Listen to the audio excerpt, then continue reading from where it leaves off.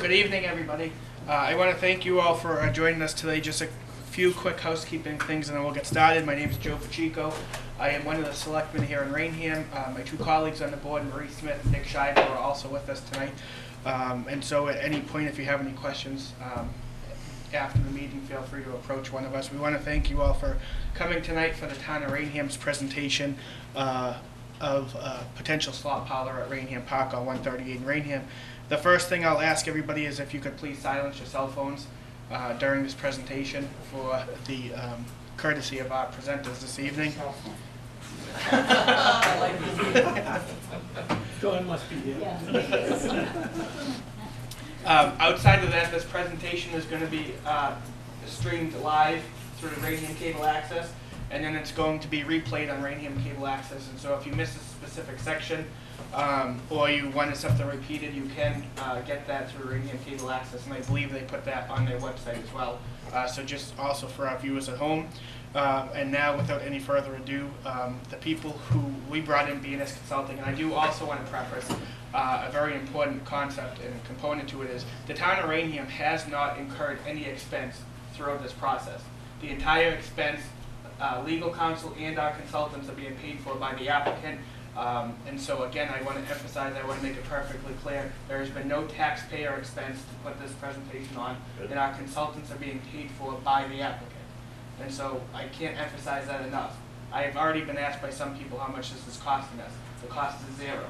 So I want to make sure we're all in the same boat on that, okay? Our consultants are B&S Consultants.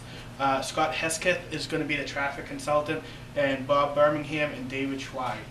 So the three of them throughout the presentation are going to be walking you through a slide presentation. Afterwards, probably tomorrow, the whole slide presentation is also going to be made available on the town's website as another resource if you want to go back and look. And so without anything else, David, did you want to start? I think we'll let Bob Oh, start. Bob? Thank you. Thank you, Joe. Thanks, Joe. Yeah, my name is Bob Birmingham. I'm a planner. First off, I'd like to thank the Board of Selectmen for selecting us to help the town make this important decision, give input to you folks on our expertise in gaming and planning and traffic. First off, who are we? So to introduce ourselves again, I'm Bob. I'm a certified planner, somewhat retired now, but I came back into this job because it's a good match for my expertise. I started my career many years ago as a town administrator in a little town in Vermont. I was also the town planner in the town of Stonington, Connecticut, and later the planning director, and went to work for the Mashantuckets, who built Foxwoods almost 30 years ago now. So I was there through the entire construction process, the planning, the development, the business activities that resulted in a rather large facility that you may all know. David, he was a planner in the town of Groton, Connecticut, Norwich, Connecticut. He's now with the town of Exeter, Rhode Island, and worked for me for 9 years at the Mashantucket reservation doing planning and project development. And with us is Scott Hesketh, traffic engineer. They did a lot of the work at the original development of Foxwoods back in the early 90s, that'd be 90, 91, to develop the transportation program that has resulted in the transportation network you see there now.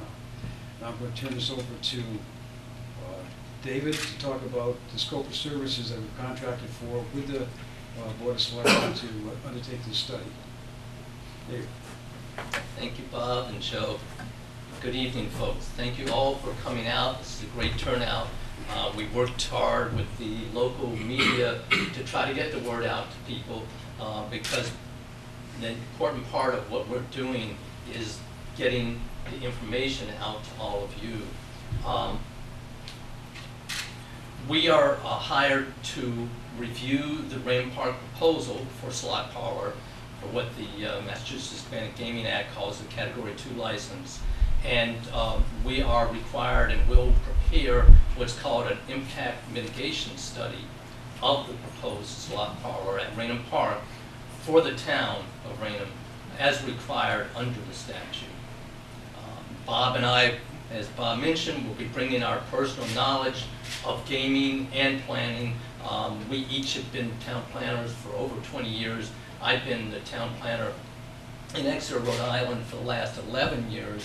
It's a part-time position. It's a very small town, not unlike your town, a little bit even less or sparsely populated, more rural.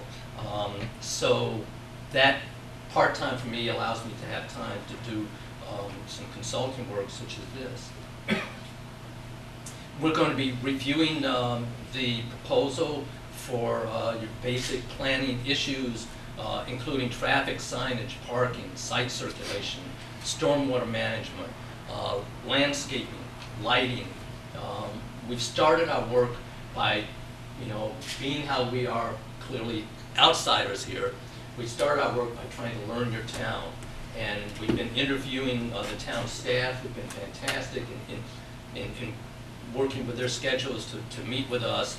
And we've reviewed, and are continuing to review some of the historical data, particularly interested in what things were like when the racetrack was more of it in its heyday.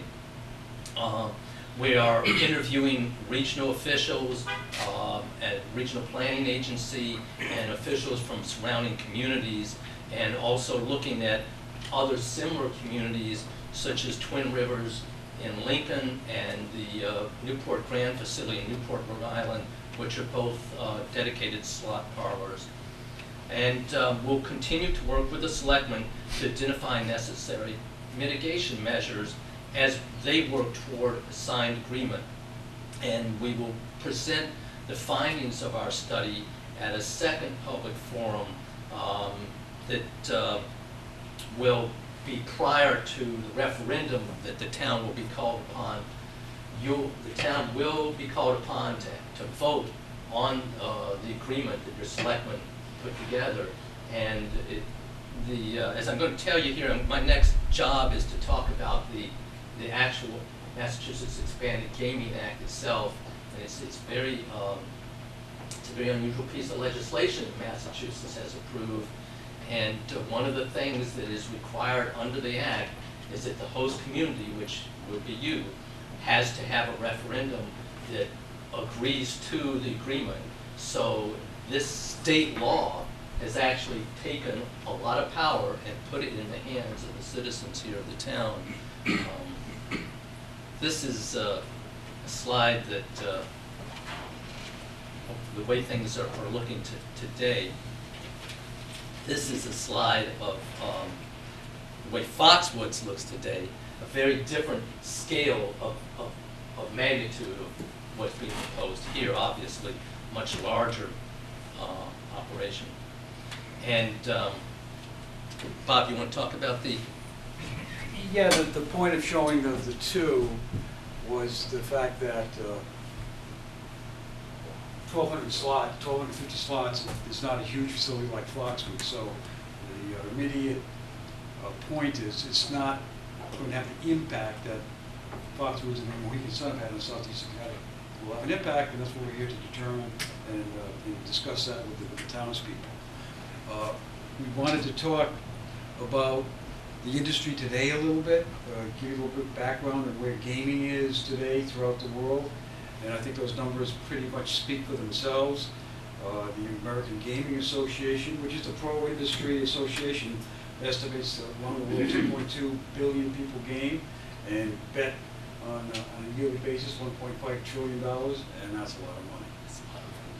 There's 566 casinos in 22 states, and if you add in all the other racetracks and Indian gaming, only 2 states in the country do not now allow gaming, and that's Utah and Hawaii, of all things. But besides the gaming revenue that goes to the operators, there are 55 billion direct jobs of people that work in the casinos and supply food services, as well as conduct the games, fix machines, maintain facilities. And in addition to that, those suppliers out there in the marketplace who supply the lettuce and the beer cans and so forth, total another 820,000 indirect jobs versus 350,000 direct jobs. So the point is, I guess gaming is here to stay. We want to talk a little bit about who does benefit. Certainly the corporate entities and tribes that operate these casinos.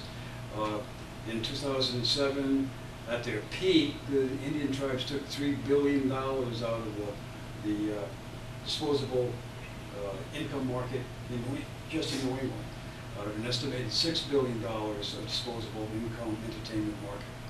State and local governments get some proceeds, certainly not as much as they would like, and the Massachusetts Gaming Act was certainly geared to increase and recapture some of those transfer payments that go to other jurisdictions and keep them here in Massachusetts.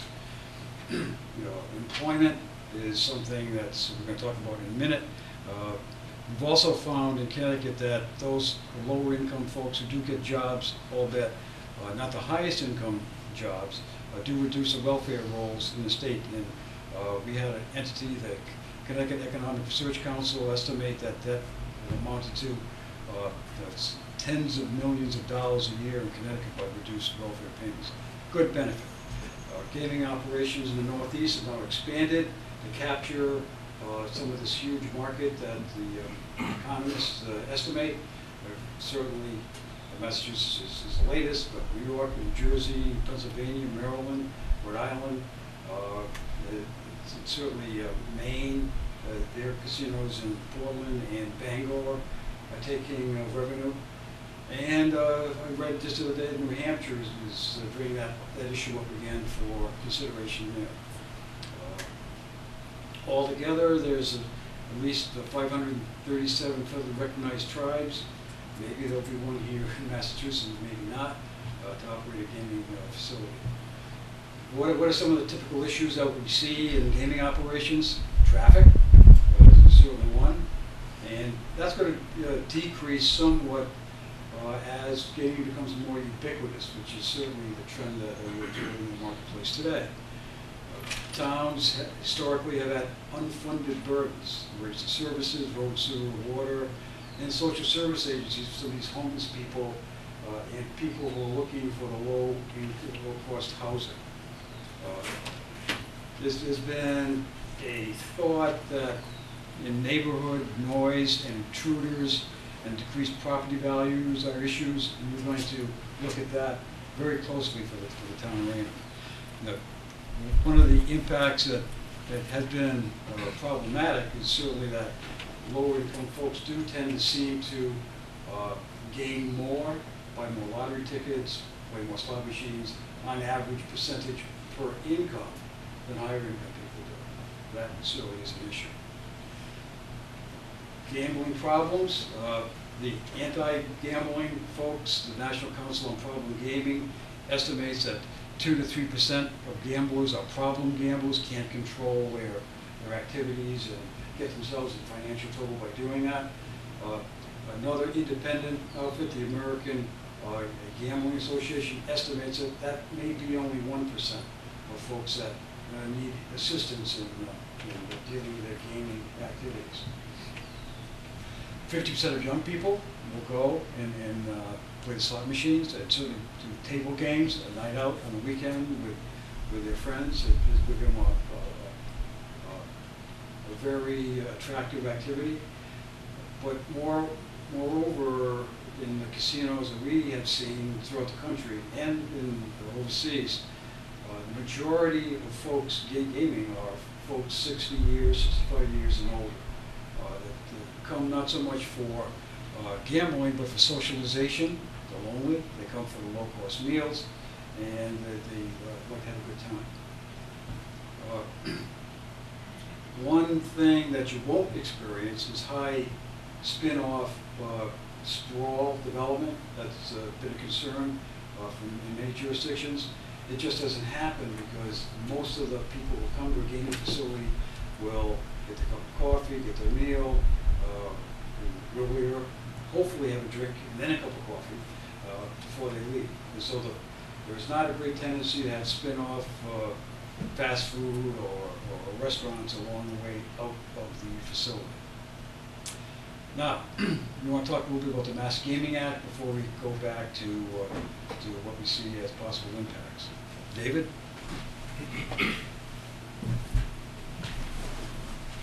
So one of the things I want to make sure is absolutely clear tonight, is that tonight we're here to sort of meet all of you and say hello and tell you what we're going to do.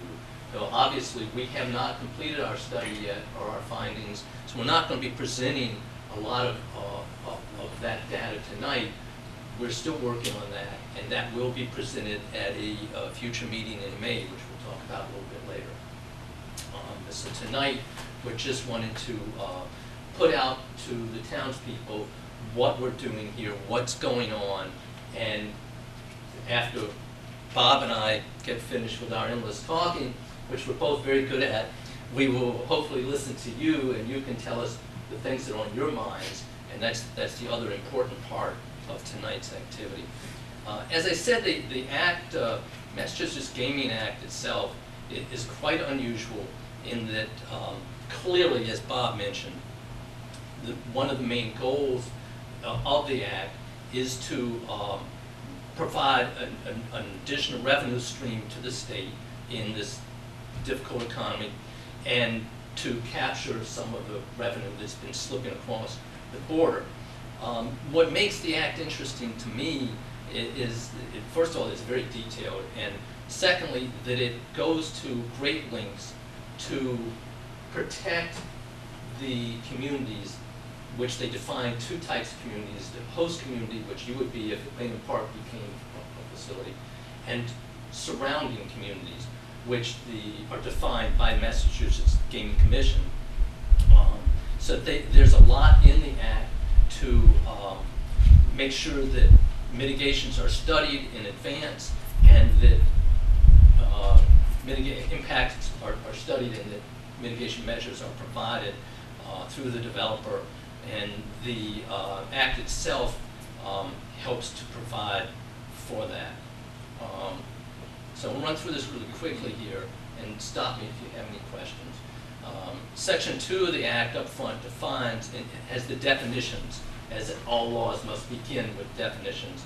And it defines a Category 2 license as no table games and up to 1,250 slot machines. That Category 2 is what is being proposed for Raynham. Section 11A talks about the Category 2, and it also, they talk about Category 1s. They specify the minimum investment that is required by the proposers, by the developers. For a Category 2, the minimum investment is $125 million, and that has to be spent within 2 years after the license is issued. And it does not include traffic mitigation measures or infrastructure improvements that are necessary in order to run the facility. And then it goes on and talks about what the application to the Gaming Commission, when they apply for these licenses, what the application must address. It must address lottery mitigation, because obviously the state doesn't want to lose the income it already gets from the lottery. So you'll see lottery stations right in these places, and that'll be required. It must address compulsive gaming problems that Bob was just discussing. It must address workforce development, host and surrounding community impact mitigation measures. And it must identify the infrastructure cost to the host and surrounding communities. And then the Act requires that signed agreements between the applicant and the host community, and between the applicant and surrounding communities, be ratified by the elected officials of the town. And it is a possibility that Raynham may become a host community and a surrounding community if something is developed in one of the nearby communities from here. So you might wind up with not one agreement, but two. A certified and binding vote in favor of the license and in favor of the agreement signed by your selectmen, which hasn't happened yet, but if the selectmen sign an agreement, then before the applicant can go for the license, they have to be able to show that the town voted in favor of the agreement at a townwide referendum. And so that's again where this is put into your hands. And as I mentioned, the state is looking for alternative revenue streams. there will be some revenue streams and tax benefits to the town. There's no question. There will probably also be some impacts to the town. But I think it goes without saying that each and every one of you, when you go into the voting booth, you're going to bring some of your own feelings and your own perspectives to that. And that's okay. There may be people who really object to gaming for various reasons, and those people may vote against this. And that's okay, because you've been given the right to express your opinions. Our job is to help everybody here make an informed decision. And that's what we hope to do, is to give you at least as much as we can of the facts and information to help you in that process. Section 20 of the Act talks about Category 2 licenses, and only one Category 2 license will be issued for the whole Commonwealth, only one, up to 3 of Category 1 license to full casinos, but just one slot parlor will be issued. And then Section 25 gets into the details of what revenue stream to the state I referred to. There's a daily tax and assessment payable by the licensees. For a Category 1 license, they shall pay a daily tax of 25% on the gross of gaming revenues. They also shall pay a daily tax of 40% of the gross on gaming revenues. They shall, in addition, a tax be imposed under Section B. In addition to that, Category 2 license will pay a daily assessment of 9% of its gross of gaming revenues to the Racehorse Development Fund established further down in the law. And they go on to say that taxes in this section shall be remitted to the Commission by the gaming licensee the day following each day of wagering. And in Section 56, an annual fee for each slot machine of $600. So in this case, we're looking probably $1,250 or $750,000 is due July 1st of each year. So this is kind of getting into the revenue stream that we're talking about. It's already begun, because anyone who wanted to have one of these licenses, in Category 1 or 2, had to apply in January, and part of the application in January was a $400,000 non-refundable application fee. And they got, what, 11 of those, Bob? Yep. So the state has already accumulated this amount of money for the Commission to begin to go through what it needs to do, whether it be hiring their attorneys or doing the things that they're going to do. So that money is already available to the Gaming Commission, and then all the rest of it just keeps going. In addition to the requirements of the law, the Gaming Commission itself is authorized to create its own regulations, and they've already started to do this. If you go to the Massachusetts Gaming Commission website, they posted some draft regulations that detail how the Commission will assess license applications.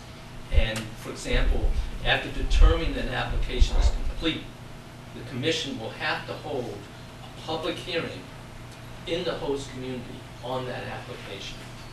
Well, I should also explain that the way that the Commission has set up the application process is kind of a two-phase operation. The first phase, which is going on right now, the applicants all had to submit the application fee, the $400,000 fee, and they had to submit information that talks about their own qualifications to operate a gaming facility. Part of the intention of this phase of the application process is to allow the Commission to eliminate people with criminal backgrounds, ties to organized crime, and that type of thing. So it's sort of a vetting process that's going on now. And then when that is complete, which is supposed to be by the end of June, and we'll get into that schedule in a minute, when that's complete, then the applicants who have been found qualified can then turn around and submit the second phase of their application, which will include site-specific information. It will have to include an agreement. It will have to include a positive referendum by the host community, and so on like that.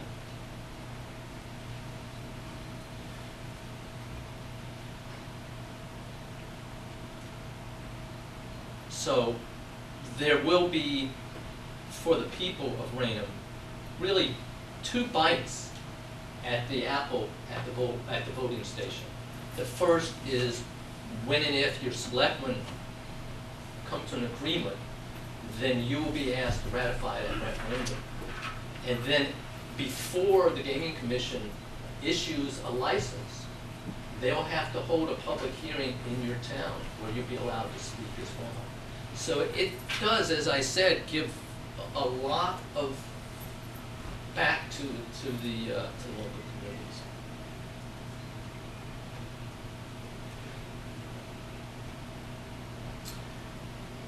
This is, hope you can see it from out there, but this is what is on the Massachusetts Gaming website now. They're showing what process schedule is looking like. All applicants had to get their first phase of their application in by January 15th. That was along with the $400,000 fee. And then the commission's reviewing that, and they will release people to proceed to the RFA2, the second phase, sometime, they say, between May and July of this year. And then they anticipate host and surrounding communities being executed between February and August, and then holding referendums between June and October, and then the second round of the submission that includes a positive referendum and agreement would occur between July and October. It's not absolutely clear how this schedule will turn out, whether it be followed exactly. The commission has great latitude in that, but they have, the law also does say that they have to issue 1 slot parlor license first before they can issue any full casino licenses. So they will be under some pressure to move on the slot parlor licenses. This is a list of some of the application requirements. And as you see, it includes a signed agreement from any surrounding communities and a variety of other things.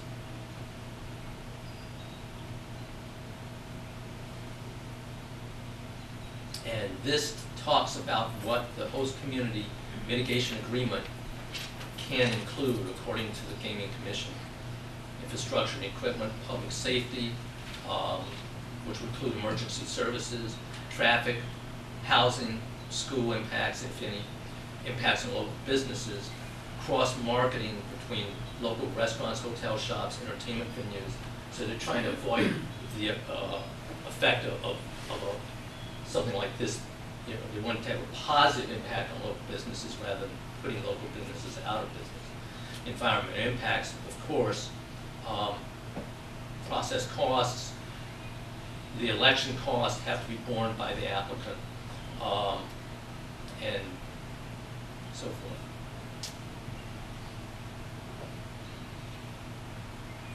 So we are looking at a Category 2 license application in Raynham, which will include 1,250 slot machines. And sometime we will know if the 1 license goes to your town or not. Are there any particular questions about the Act that anyone wants to ask me now, or before we continue? Yeah, I have one. You talked, Gordon Luciano, Raynham resident. You talked about the host community agreement, but you mentioned something about we may do 2 agreements, and you were talking about abutting community agreements, but how did that play into Raynham having a second agreement to be involved in? Well, let's say, for example, if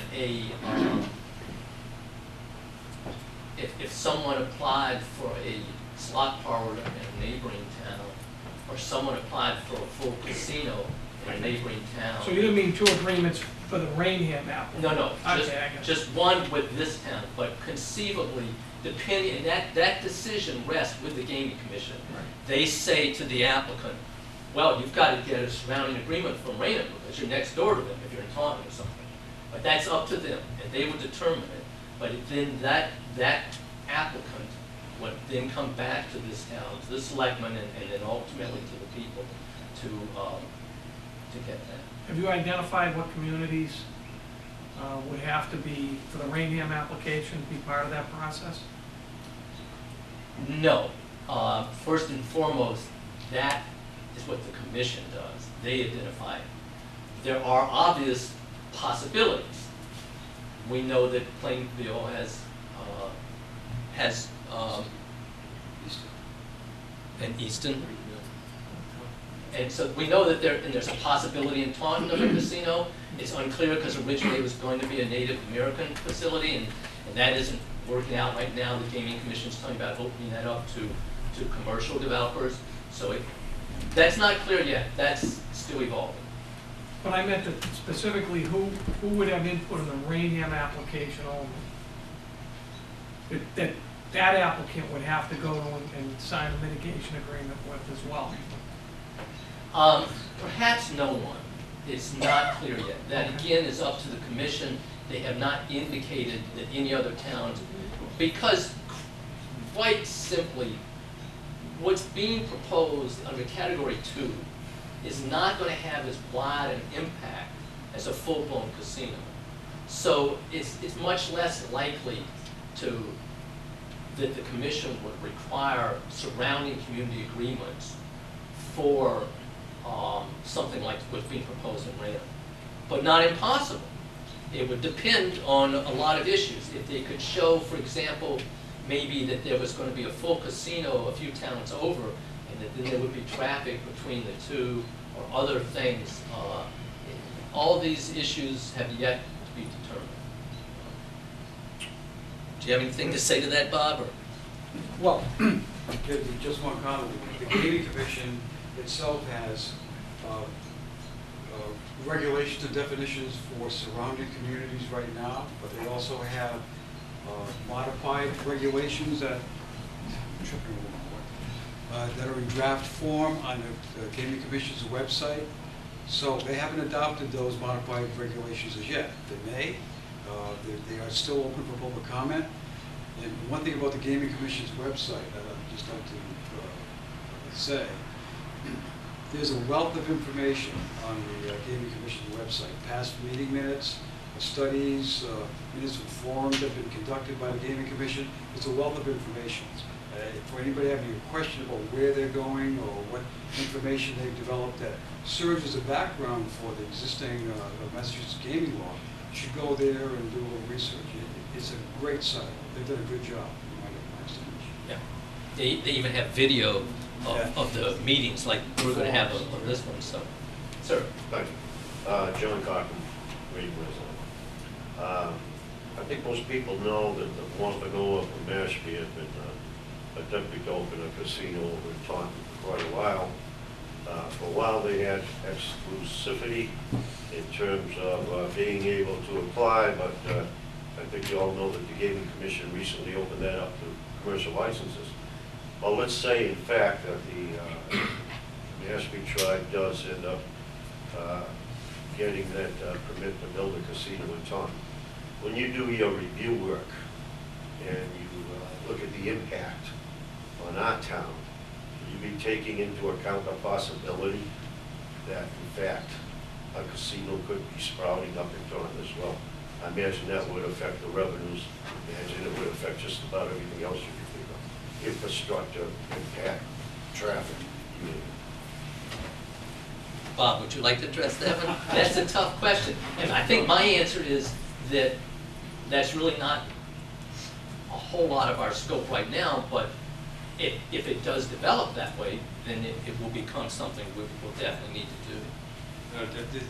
The answer is this. Our current scope of work does not include looking at the Taunton possible Indian casino or a commercial casino.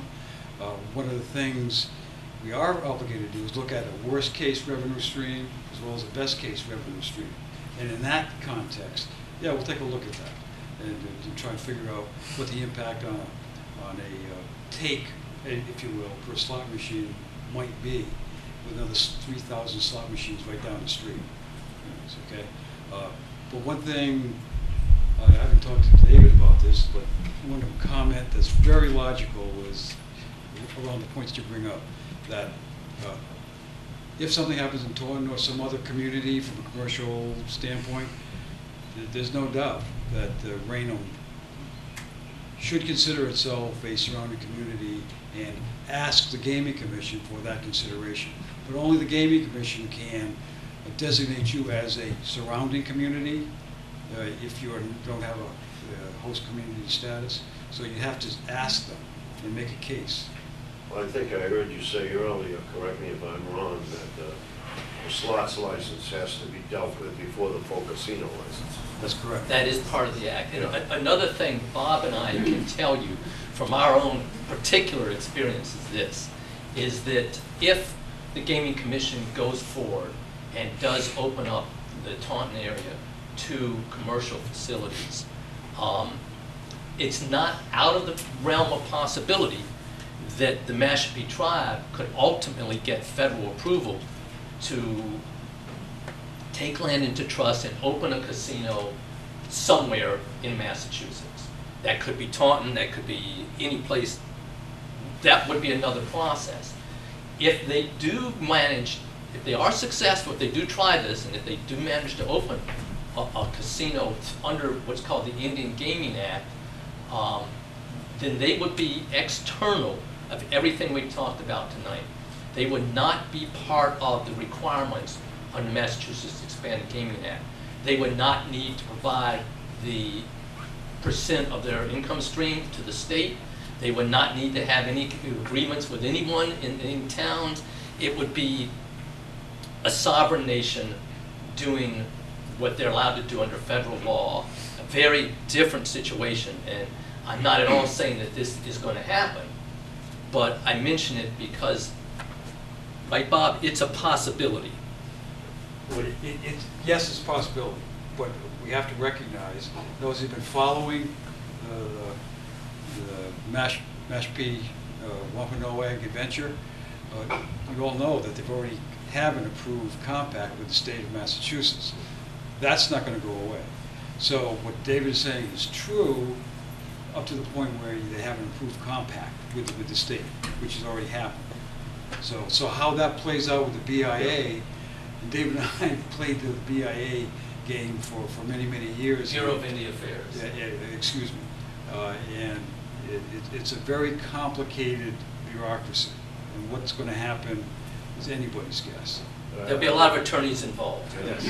I believe Massachusetts is only allowing one casino in the southern region, because I remember they broke it down into regions. Correct.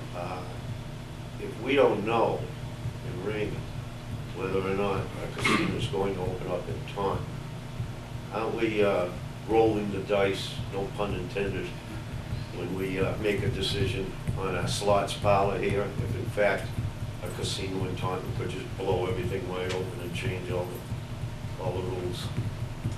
Well, and to attach to that, I guess the follow-up is, given that that's the case, and I would think that Massachusetts would recognize that that's the case, would it make any sense at all to defer the slot license until after the casino licenses? I think know what we have. I think this man's giving you a great segue into your next section, the market. Yeah, the next thing I want to talk about is the market, which addresses some of that question. Okay. But what we've seen with the increase in gaming throughout New England and New York and Pennsylvania and so forth, yes, the take per machine is going down, but there is still a substantial income from every slot machine.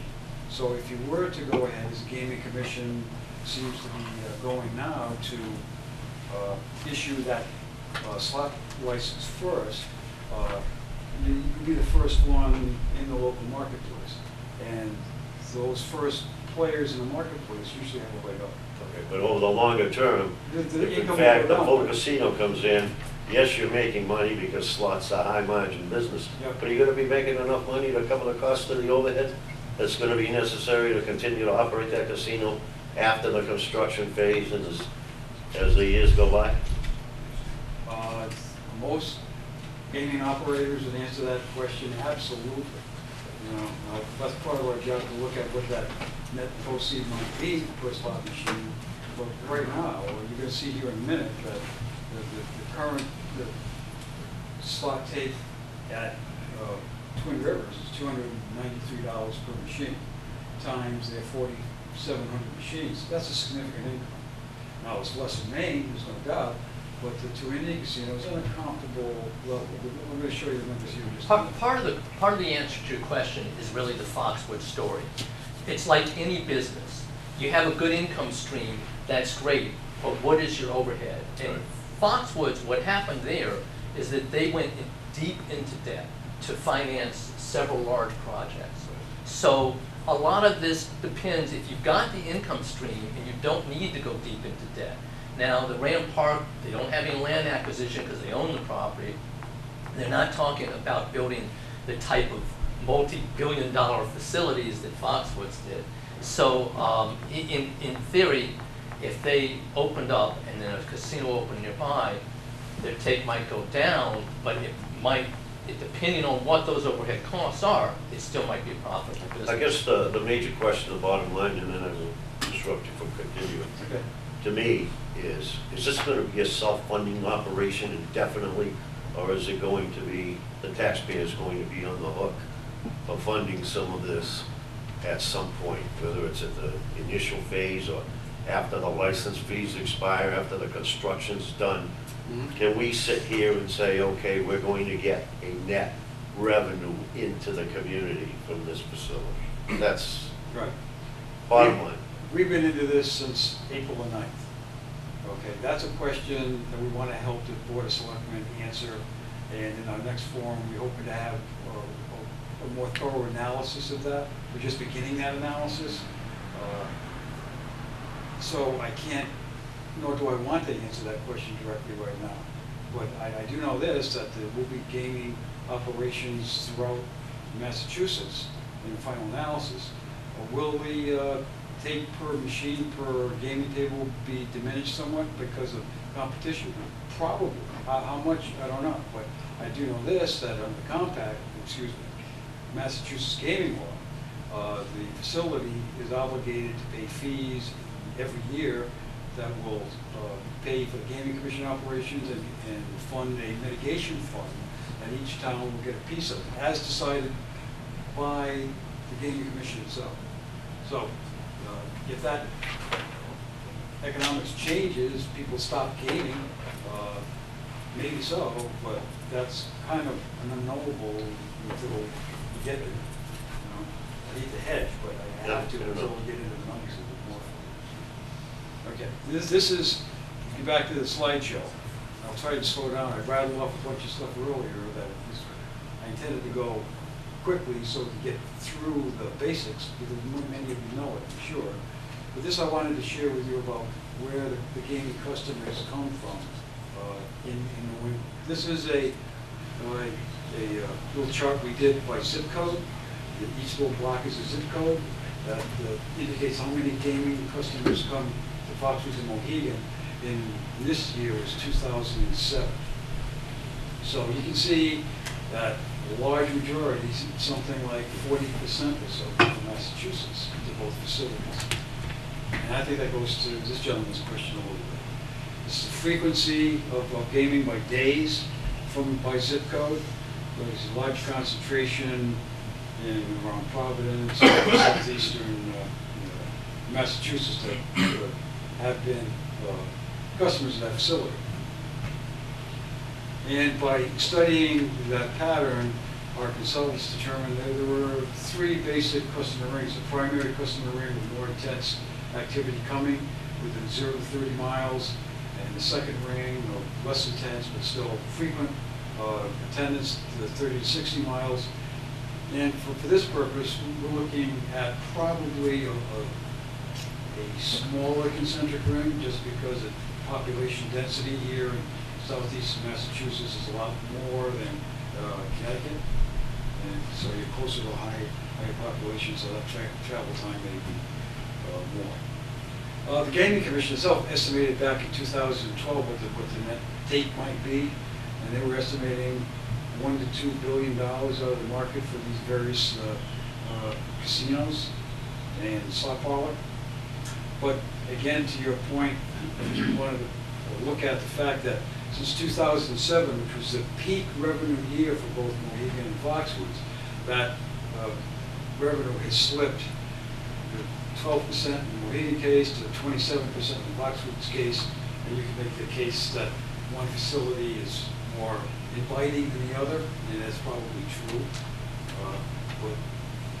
From $2.3 billion of net revenue in 2007, that's declined probably about 20% for both facilities. So yeah, there's a decline, but they still have a substantial income. And this is what that meant in terms, again, the Connecticut Economic Resource Center did economic studies for what's happening economically. Total employment at that time was 20,000 people. That's down probably 2/3 now.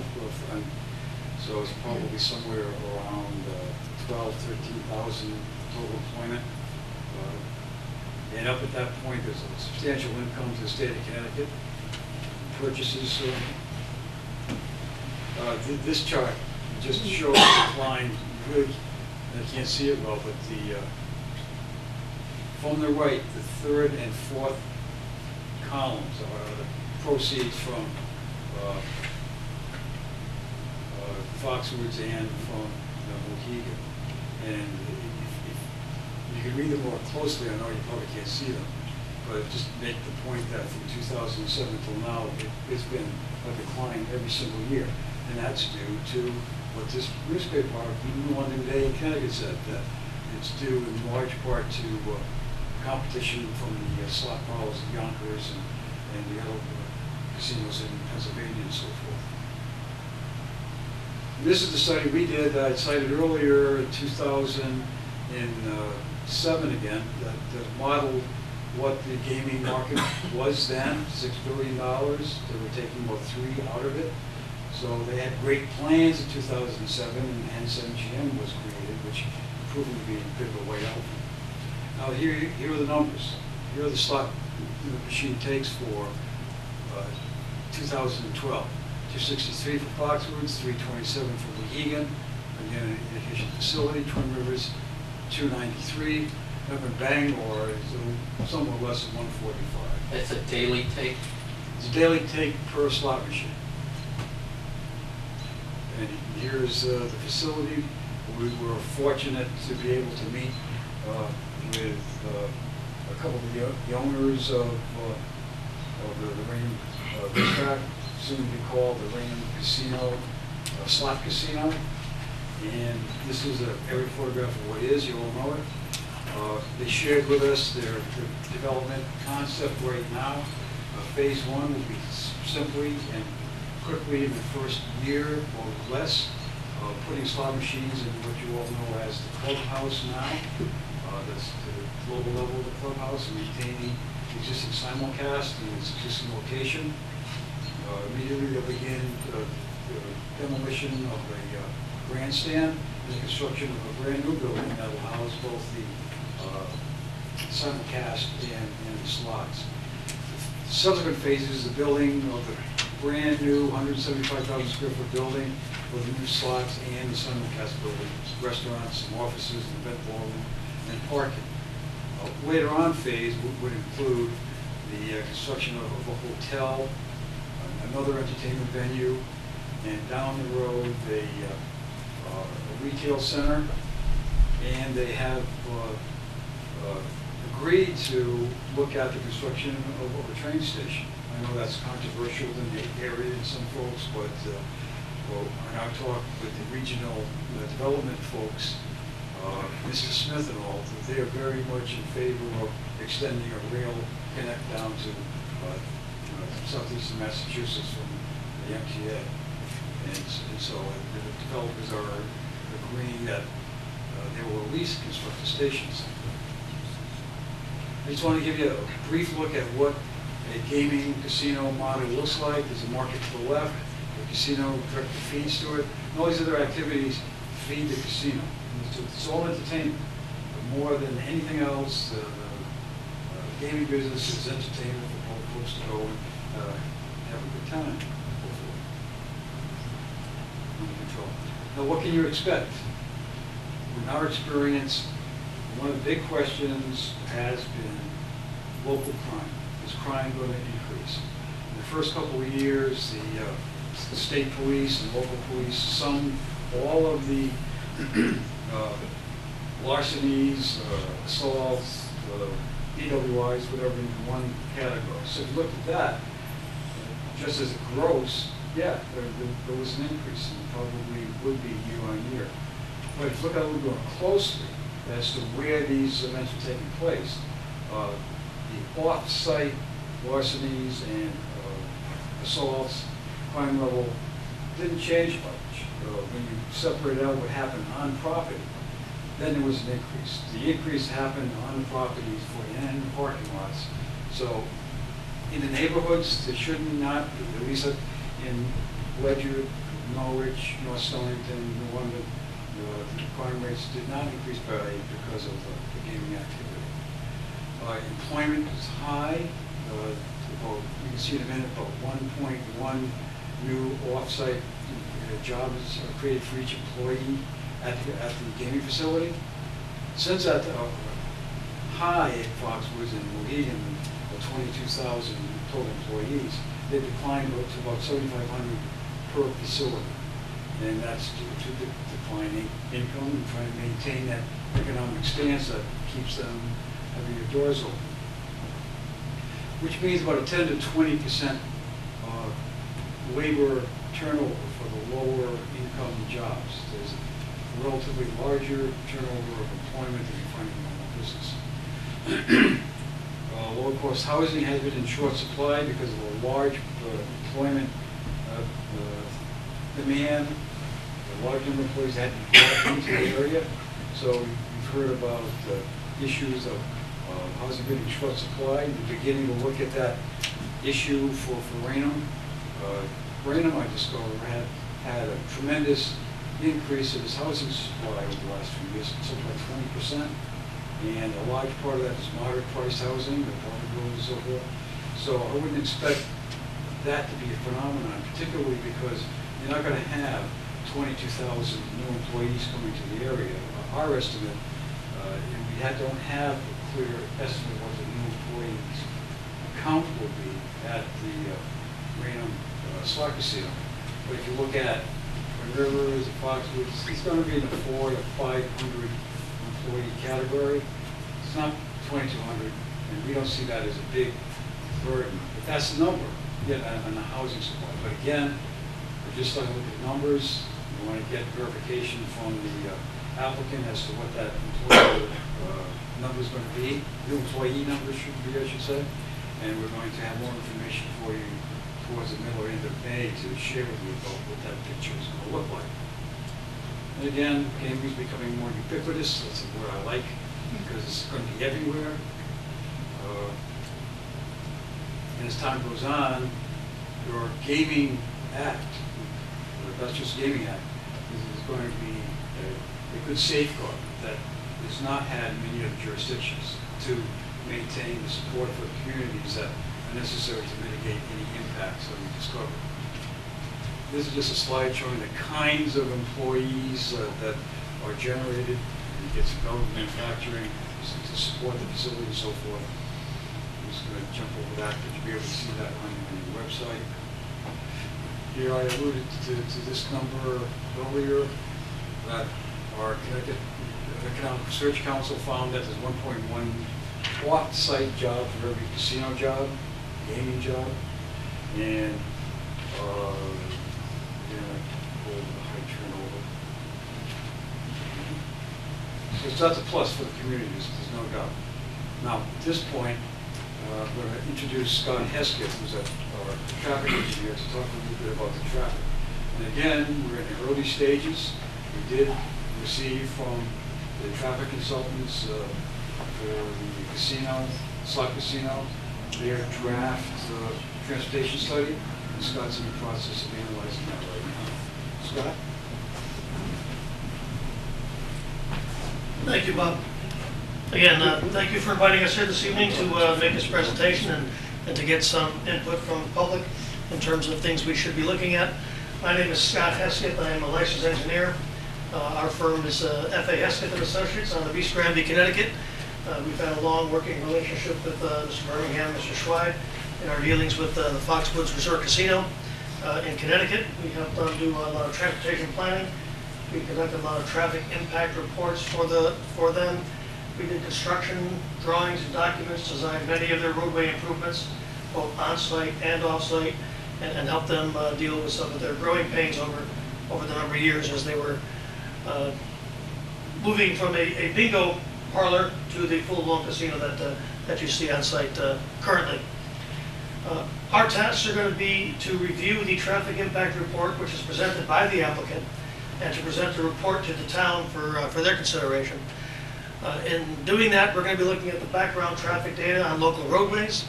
We'll be looking at the site-generated traffic from the proposed development. We'll be comparing that with other sites, Twin Rivers, Foxwoods. We'll review the Institute of Transportation Engineers reports to see what they present for slot casinos and racetracks and the like. We'll also be looking at the intersection and roadway analysis of the intersections that in the surrounding area. We'll review the proposed off-site improvements that are proposed by the applicant, and we'll make recommendations on additional improvements if necessary to mitigate the impact of the additional site traffic from the development. And we're here tonight to obtain input from you folks in terms of other things which you'd like to see looked at, and make sure that we cover that in our report, which we present back to the town.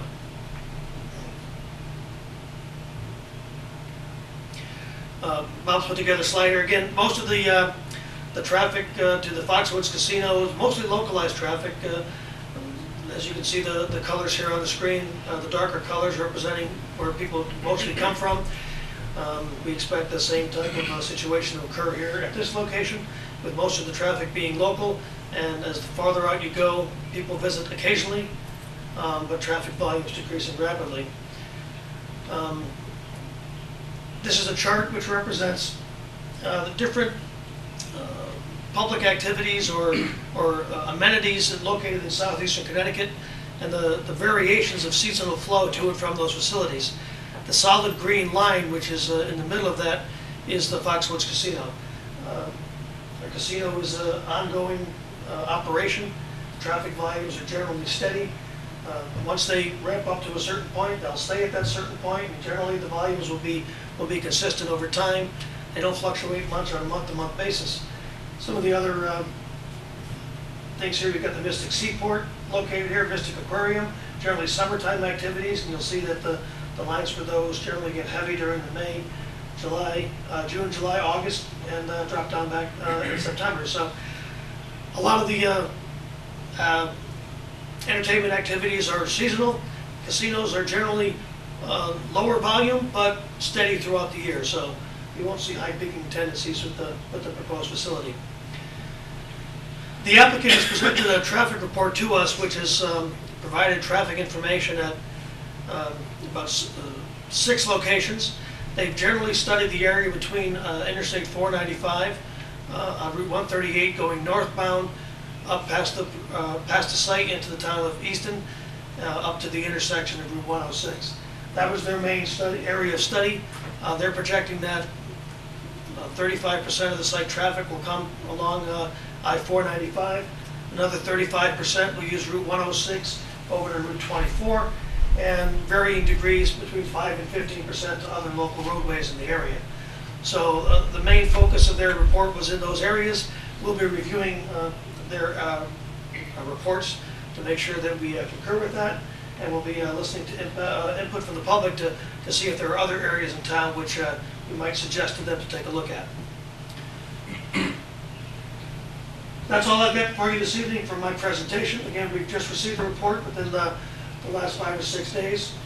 We haven't had a chance to read through it. We'll be doing more so in depth, looking at all the information, the numbers, and the analysis. But mostly I'm here to hear your input and your questions, your concerns about what we should be looking at from a traffic impact standpoint. to make sure that we cover that in our report. So at this point, I'll turn it back over to Bob Birmingham to complete our presentation. Well, last word before we listen. This is our next steps. We're going to continue to talk to town staff and have a continuing interchange with the consultants for the applicant, interplay with those folks. We have provided a summary report of our conversations and interviews with town staff to the selectmen yesterday, and we'll be undertaking additional reviews of these initial concerns that have been expressed to us. Concerns, questions, people want to know what's going to happen to the sewer system, to the North Raynham water supply. There's a thought that they will or will not have to go through the detailed Massachusetts environmental impact review process, and that will be fleshed out as we go forward. We need more detail on the building plan that's being developed right now, the site development plan for the current and later phases of the development. We will hopefully sit down with the consultants for the developer to review those things. A large concern expressed to us is the provision of emergency services with a concerned response time to the facility. We should focus on how to mitigate that. And yes, we could buy or have the request to the developer to fund further new apparatus for the various departments, or they could contract out for on-site 24/7 services. That's a discussion I think we'd like to have with the applicant before we make final recommendations to the Board of Selectmen. And there you have it. This is our schedule. I'll leave that up and I'd like to turn it over to you folks to express what's on your mind. See? What time is it? I know it. So, who would like to ask us something? Sir? Tom McKinnon, the Native Americans, if they have a piece of property in the city of Taunton, and be operating with no input as far as police, fire, liquor license, things of that nature, as best I can see. I may be wrong, but I'm worried about us. If this were to come to pass, I noticed one of the things you listed, there was an on-site for police and fire for the emergency thing. Would the state law allow the local liquor license authority to have power and the police and fire locally to have power at that location, or would it be put off to the state police, state power? I think if you don't know, that's okay. But if you ask people to vote for it, you get yourself a little problem if you can't answer it, which you can. There's 2 points to make, I think, on that. The jurisdiction for the Raynham slot casino that the police and fire and emergency services folks have now is not going to change. Their authority to arrest and respond to an event will be the same just as it is now. The on-site business comes from the fact that many people have pointed out to us that historically the first responders had a not 24/7, but a presence on the property during any of the events that took place, the races and so forth, when there was a going operation, if you will. So they expect, and I believe it was expressed to me that the applicant would agree to have that continue as it did in the past, the 24/7 presence on the property. Now, how that happens can cut a couple different ways, and that's what we're trying to sort out. Now, the other part to the question is the relationship between the town's police forces, the state police, and the state gaming commissions, inspectors. Excuse me. We have a call in to the ombudsman to have a discussion about that very point. What they're thinking right now is about that relationship. Will it be state police 24/7, Will they turn over the complete arrest authority to the local police force? What is the role of the inspectors and the police on the property? And I think they're fleshing out that relationship now between the state police and the inspectors. That is the Gaming Commission inspectors. So, comes down to nothing changes for the local police, and how this relationship between the local police and the state police is going to evolve. It's evolving. So I can't answer that right now. Now, as far as the Indians go, that's another whole kettle of fish. They have to be exempt from local police jurisdiction, they have to have land taken into trust, and that is the crux of their problem. If it's not going to into trust, they can't. Yes, sir. Mr. Yes, Carney. my name is George Carney.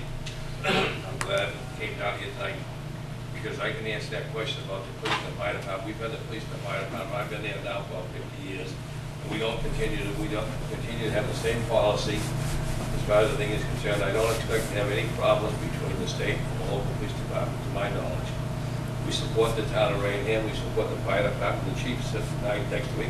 He worked up there before he became the chief for about 25 years. I get sick and tired of looking at him every night.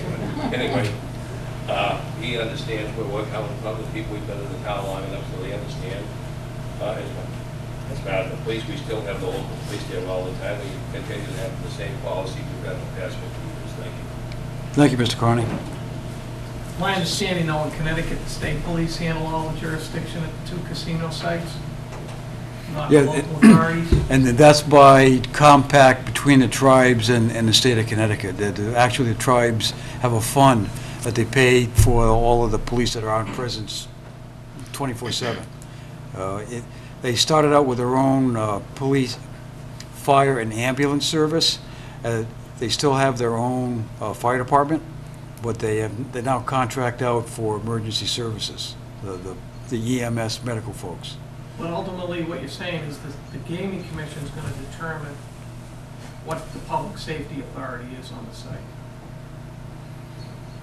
I think basically that's correct, and I think that's still somewhat up in the air. They have a lot on their plate at the moment, so I haven't seen any policies come down as what that relationship is, and our intent is to go visit with those individuals and find out where they're at, so we can report back to the town in a more coherent manner next time, I hope.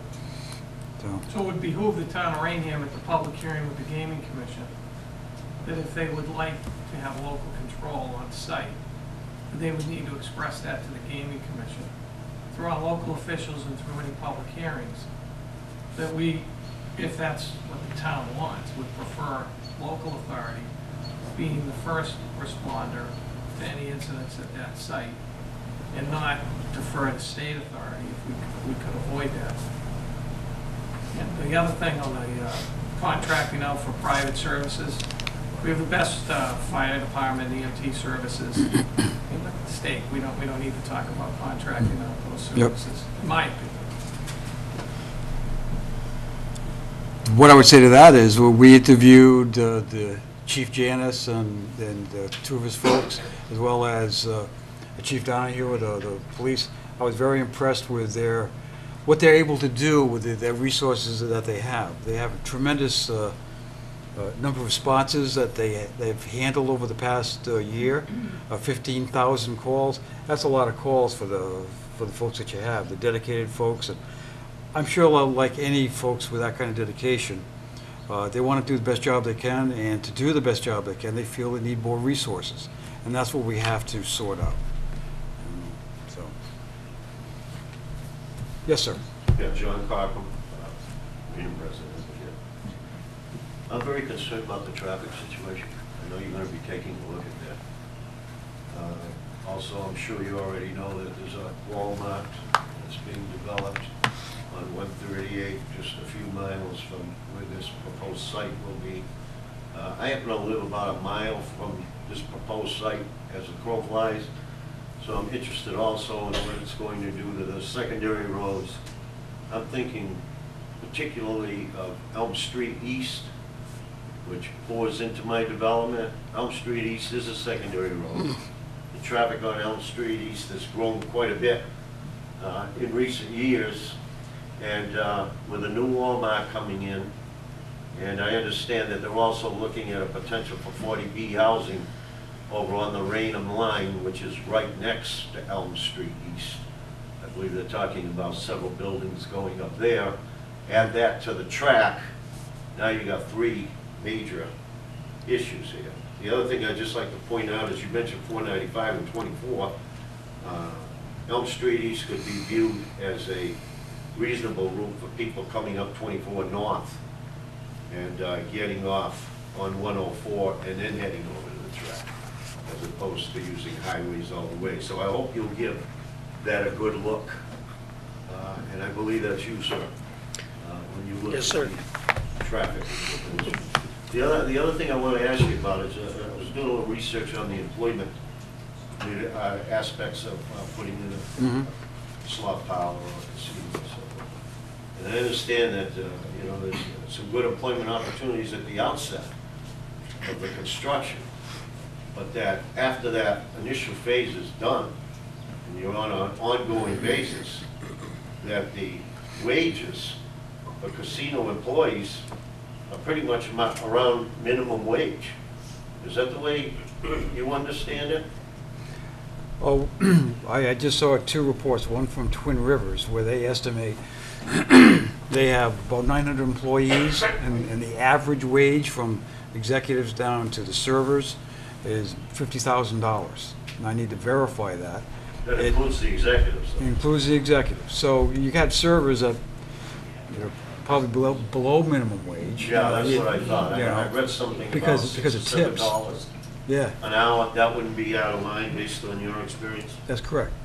Of course, the servers do get their unreported tips, so, but they're supposed to report, but, you know. Thank you. Yes, sir. Hi, my name's Judd Smith. I live in Raynham. I thought I read, it wasn't really clear, but I thought I read there was like a 1% of the gross revenues went to the mitigation fund. The Gaming Act itself has a series of funds, and But I'm not sure exactly what the mitigation fund gets. I guess what I'm coming from is there any part, you know, based on the gaming law, is there any part of the gross revenues that are specifically, you know, allocated for the host community? Bob, I can get that. Yeah. There's, in the legislation, there's specific pools of money that are meant to be distributed throughout the Commonwealth. The host community, which would be Raynham, would be entering into an agreement that would compensate only the town of Raynham. So the pools of money that are referenced in the legislation are outside the revenues that the town of Raynham could receive from it. We would be negotiating our own agreement, similar to what the city of Taunton has done with the Wampanoag tribe. Those monies would be exclusively earmarked to the town of Raynham and no other community. Oh, I see. Thank you. Yes, ma'am, in the back. Kind of in relation to that, Joe, would the town, when they do the negotiating, like, I'm under the assumption, I'm not correct, that with the track, the state would get their money out of the annual daily, but the town is to get it like at the end of the year, and then we're the host community, but then, of course, the state, you know, they want to take care of our money for us. I hope that we're going to get our money and take care of our own money ourselves, because they used to always deduct it somehow from the cherry sheet, and we get not what we really were deserving. This is a binding legal contract between the applicant and the community, so the community would receive those revenues. Revenues through taxes would go to the state. We would get property tax revenue. Not talking about the, Yes. the profit, you know, Yes. the net profit. There's what I'm saying though is there's 3 separate pools. There's Okay. the property tax, which the local community receives.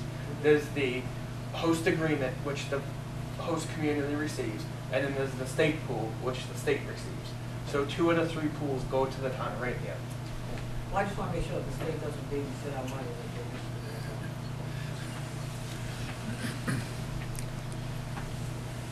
Yes, sir. When you look at this mitigation study, are you going to be doing anything in terms of trying to evaluate the potential for drops in housing prices immediately in proximity to the park?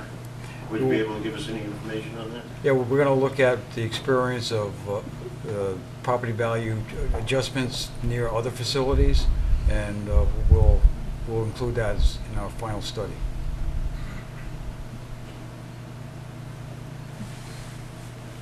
Ma'am. Yes, Kathleen Clifford. It seems like everybody's still fleshing everything out, and a lot of information needs to come. Yep. When do you anticipate a vote here in town taking place? If this is supposed to be, the state is supposed to do this in December, is that true? The schedule This that they've license. put out, they expect to issue the license in December. So it seems like there's a lot of information coming from the site as to exactly what their plans are Mhm. and what is still being fleshed out by the state. We need to have all this information, and when, how much time do we have before we have to vote? Before the state takes off to decide. It's very complicated because of the schedule the Gaming Commission has set up.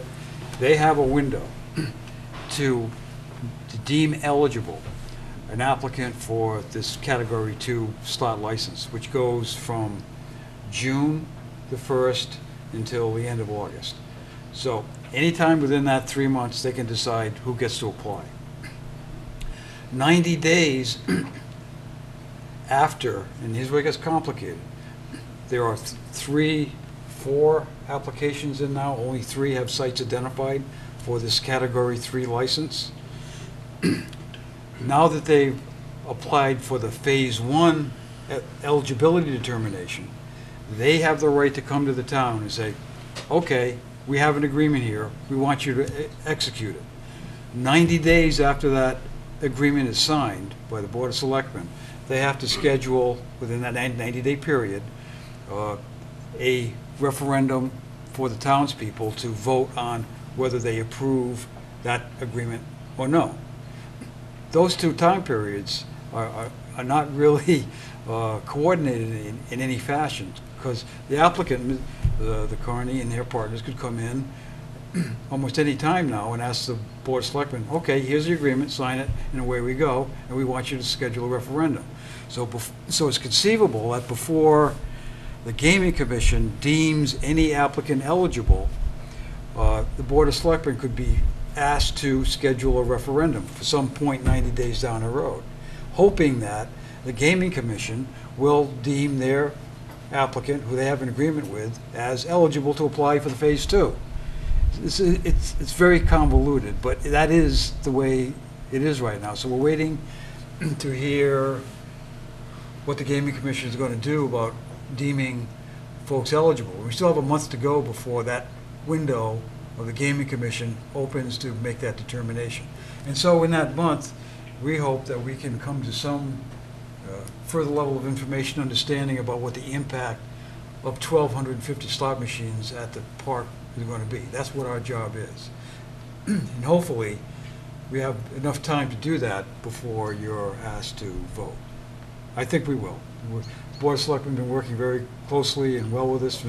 Mr. Buckner has made all the staff available to us. Staff have been great. We have a lot of information we're sorting through right now, and we're developing the greatest statistics to come out with what these answers to potential economic revenue, impact on housing, traffic, all that stuff. So by the middle, towards the end of May, the 3rd or 4th week of May, we'll be back to you with as much more information as we can possibly develop over the next few weeks. That's a long-winded answer to your question about the timing, but that's kind of where we are. Maybe council has further commentary. You don't see, please. No, you're not going to touch that one, are you? Should we know if these people are approved before we have to sign a contract? That's not in our prerogative, Kathy. That's dictated by state legislation. Phase 1 has been done, which was submitting a $400,000 non-refundable application. Phase 2 is a simultaneous process where they negotiate with the host community, which is going on right now, and investigations by the FBI to determine that the applicant is suitable. Once Phase 2 is complete, it goes to Phase 3. And so that was done by state legislation that the governor signed. In no way, shape, or form does the town of Raynham control what those timeframes are. But I can tell you that prior to a vote, you will have the information of what the host agreement includes, including any type of mitigation measures. So you will be notified ahead of time. State law requires us to do a condensed summary of what that does so you can read it in layman's terms. So you will have your information, but I have to emphasize the time frame is dictated to us by the governor of Commonwealth, not the town of Raynham. Yes, sir. Bill Smith. Question on the liquor license. Will that still be overseen by the town? Will times for serving be overseen by the town, or will that be put into the state's hand, and will it be a 24-hour people drinking and leaving? There's nothing in the act that I saw that affects the liquor license laws in any way. So whatever it is, it remains, unless they do something different that we don't know about yet. But right now, there's no change in that applicability. As a matter of fact, the gaming law is quite specific that any and all local permits that are apply to this operation have to be granted prior to an application being submitted to the Gaming Commission for the Phase 2 approval, which is not yet happened, of course. The applicant, the Raynham Slot Casino, has hired consultants to begin the development of the pieces of their application. On a presentation, we had the 16 issues that are required to be submitted by the applicant to the Gaming Commission as a part of their Phase 2. All those things have to be done. And I just wanted to say that they have to issue a zoning law, a food service permit. There was an issue that came up, the North Raynham Water Company needs to modify their existing water supply permit. So all those things that apply that the town issues permits for now, liquor, will continue to apply. And they have to have them in hand to finalize their application for Phase 2 application.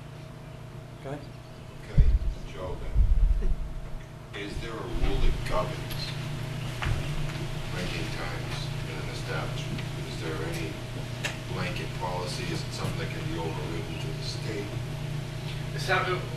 Bob hit most of it, but some of the public safety regulations are still being developed by the Gaming Commission, and those we don't know when they'll be released. And so the legislation gives broad discretion to the Gaming Commission as to how they might see fit to tweak it in consultation with the host community and the Mass State Police. So, I mean, I can't give you a pinned down answer because ultimately it's up to the commission.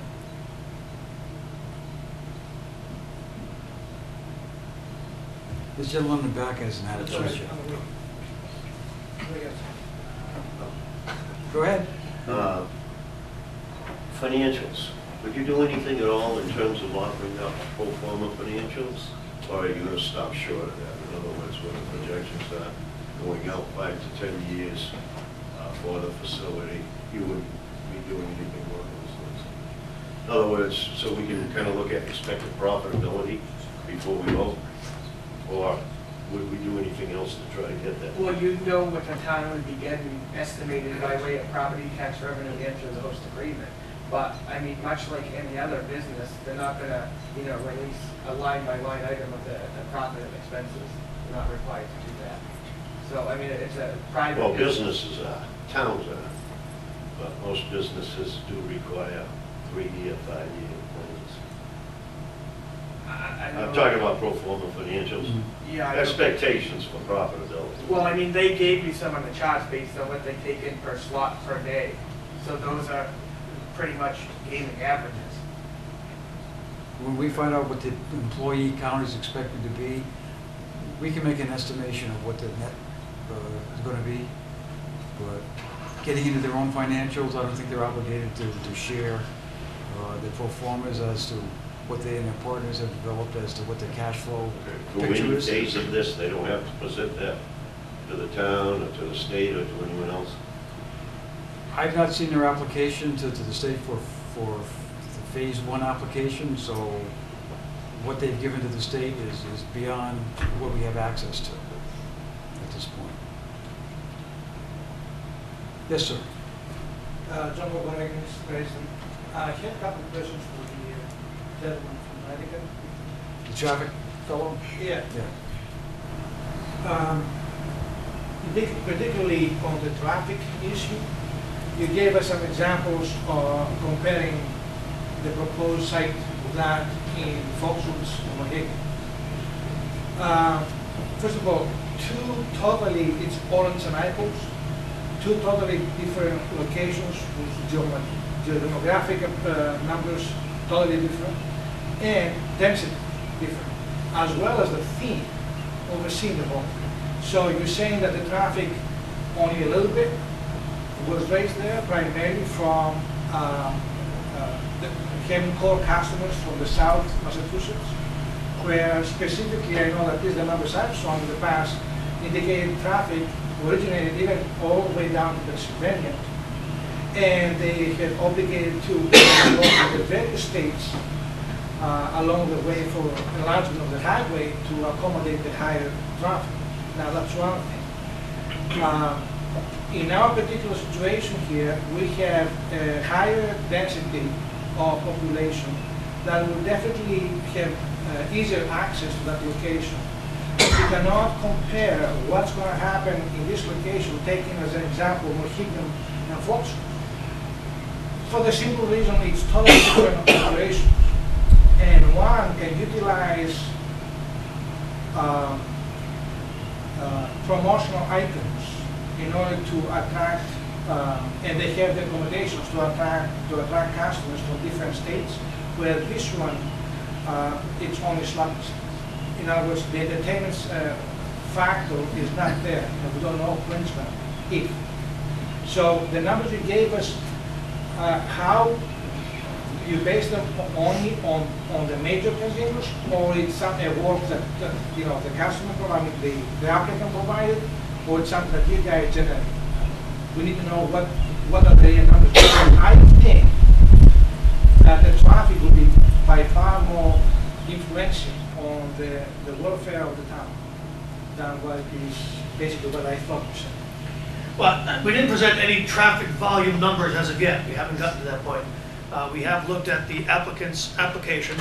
They presented to us an estimate of site traffic based on the Institute of Transportation Engineers land use for slot parlors. We said that we would take that information, we'd compare it to what Foxwoods Mohegan Sun is doing, we'd compare it to the Twin Rivers and Narragansett, if we can get information on that. We'll try to compare it to as many different gambling type facilities as we can, so we can get an understanding of what gaming facilities do generate. Again, we had worked with Foxwoods for over 10 years. We have almost daily traffic volume counts for Foxwoods for a number of years. And we know that the Foxwoods Casino was generating about 0.34 trips during the peak hour for every gaming position. Okay, so we know that at that type of facility. We're going to try to compare that to just slot facilities, racetrack facilities, to try to get a good understanding of what it is. And we'll come up with the best estimate we can of what the transportation demands are going to be. We're also going to compare that to, hopefully we find historical data on what the racetrack did during its heydays, because I'm willing to bet the racetrack had a very heavy peak hour volume.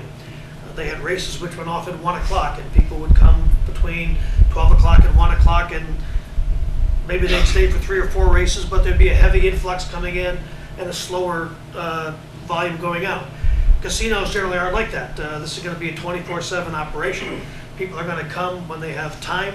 If I get out of work at 6 o'clock, I'm going to come at 8. If I work the midnight shift, I'm going to come at 2 o'clock in the morning. So we're going to see, heavy volumes throughout the day, but constant volumes throughout the day. No big peaks, no big fluctuations. So there are different types of facilities, certainly, but when we look at all the numbers, we expect to find that this facility is generating a lower peak hour volume than the old facility used to. And maybe that'll give some comfort to the people that, yeah, I remember when it was back then, it was bedlam, and well, maybe it's going to be like, maybe we'll compare it to what a general office building would do. We expect that this facility is going to generate the same traffic as a 150,000 square foot office building every hour of the day, but that would be what a peak hour was. And if we were proposing a 150,000 square foot office building down the street, perhaps we wouldn't have as much interest in the traffic generation as we do for this facility because of the nature of the facility. So we're going to try to present all of that information to the community so that, one, we understand what it is, Two, the community can understand what it is potentially and comparatively, and then can make an informed decision.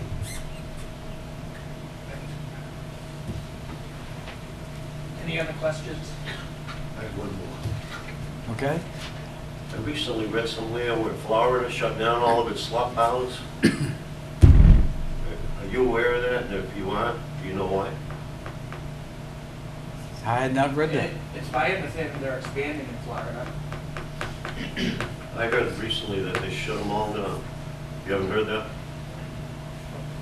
Okay, We will check into that and get an answer. okay.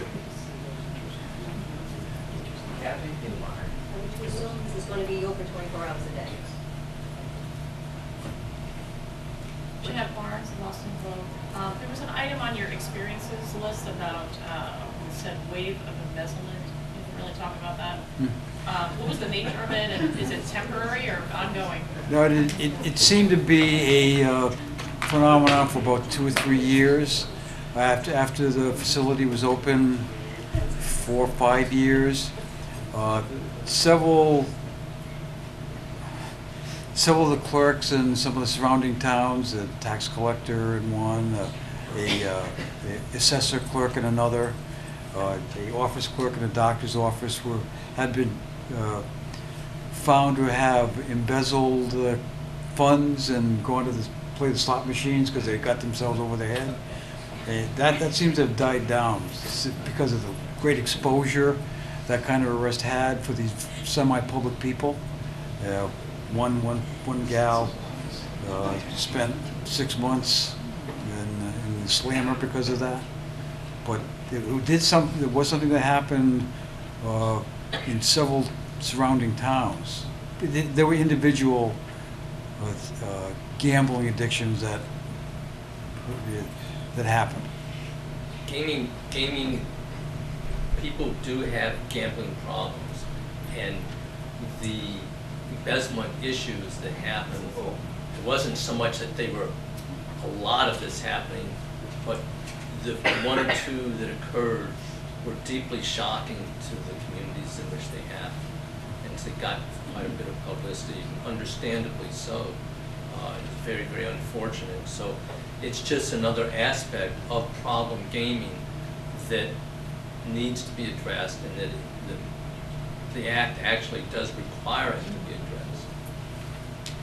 I just wanted to bring it up because it will be out there. Somebody will notice that happened. I wanted to make sure we all understood that was an event that happened.